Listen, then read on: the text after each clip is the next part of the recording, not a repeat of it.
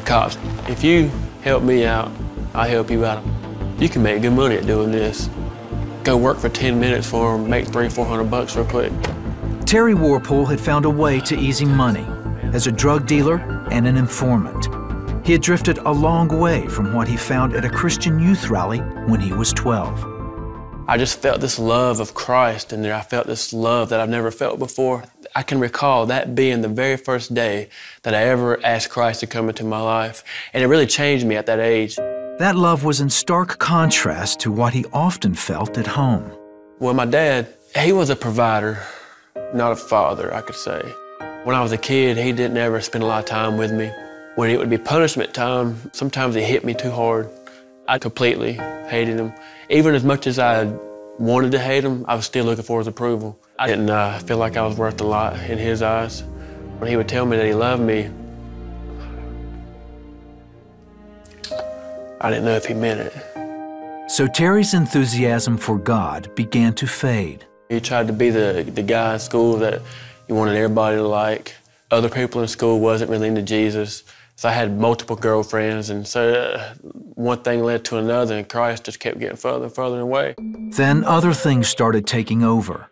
When I got into my high school years, smoking pot, and drinking, and just trying to fit in. And if they were doing something, I was going to try to do it too. I was looking for acceptance in what I thought was cool. School was hard for Terry, and at 16, he dropped out and took a couple of part-time jobs. He says he felt like he had no purpose until a guy at the local gym introduced him to entertainment wrestling. I found out I was good at it, like I was really good at it, and that really changed my life. I mean, I went from doing some stupid things in life to focusing on wrestling. God still was not in the picture, but I had something to focus on. With hopes of making it into the WWE, Terry wrestled all over the country. He loved feeling valued. Then his dreams came to an end when he broke his wrist in the ring. I didn't feel like I had a purpose like I did because I wasn't able to be booked for the shows, and I wasn't able to lift anymore, so I was able to have too much free time on my hand. Again, without direction, Terry moved to a college town known to be party central.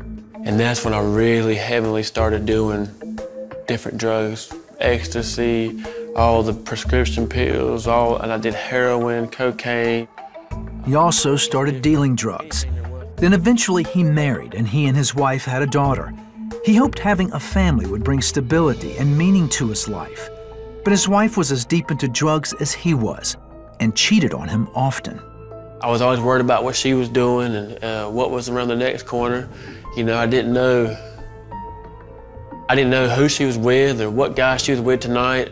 Still, Terry loved his daughter and wanted better for her, so he asked his parents to raise her.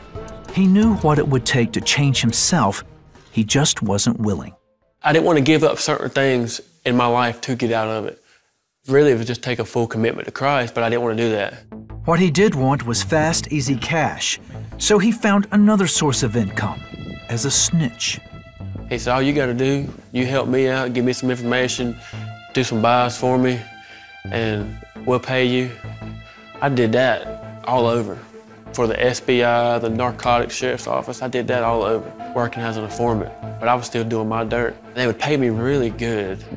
After a while, he got cocky and cooked up a scheme to increase his take. I knew these guys that had a real big connection with a cartel. Made this whole story up about how I knew somebody wanted to buy a couple kilos or 2.5 kilos. My plan was, I'm gonna set these guys up, I'm gonna steal a kilo from them, bust these guys with 1.5 kilos. They arrested all of us. They let me go, and here I am sitting on top of a whole kilo of cocaine, and I just got paid big time from the cops. Terry started selling it and was making tens of thousands of dollars. A friend of his was one of the buyers. I guess one day he left my house and got pulled over. They found the dope on him. The choice was, look, I'll get you out of this trouble, but you're gonna have to roll over on somebody. Before long, the tables turned. He come to my house, he had a little button on his shirt right here. It was a camera. All the money he gave me was photocopied. He bought the dope from me, left the house. I walk out the back door, had a whole string of police coming in my yard. After Terry surrendered to the police, he finally surrendered to God. I'm tired of this. I'm tired of it. I said, I thank you that your son Jesus died on that cross for me. I thank you that he died for all my sins, and I thank you that I can be righteous again. Lord, I ask you to come back into my heart and forgive me for my sins. And then from then on out, I just started seeking God. I woke up praying, I went to bed praying, reading the Bible, reading different books. Oh man, it changed my life drastically over the next few months in jail. Terry was released on bond and soon divorced his wife. Eventually, he married Allison, a Christian. After 2 years, his case came to trial. Facing 3 counts of trafficking cocaine, that's 12 years in prison. Mandatory 12 years. But something inside of me told me I was going to be okay.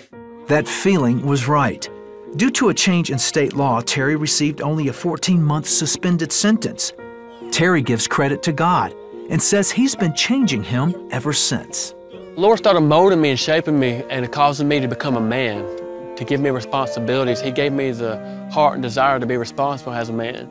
Then Terry got something he had wanted his entire life. It came from his dad. He come up to me, hugged me, and told me that he loved me and he was proud of me, all the changes that I made. I've never had his approval my whole life. And I had his approval finally in my life. It took me until I was 30-something years old. Terry eventually went back to wrestling. He uses it to share the gospel. With the family life he's always wanted and a firm grasp on truth, Terry's well able to encourage others. Freedom with Christ, knowing that there's no condemnation, know that they're worthy. They don't have to live the life that they're living now. That when they give it to Jesus, He'll come in and make you a new person.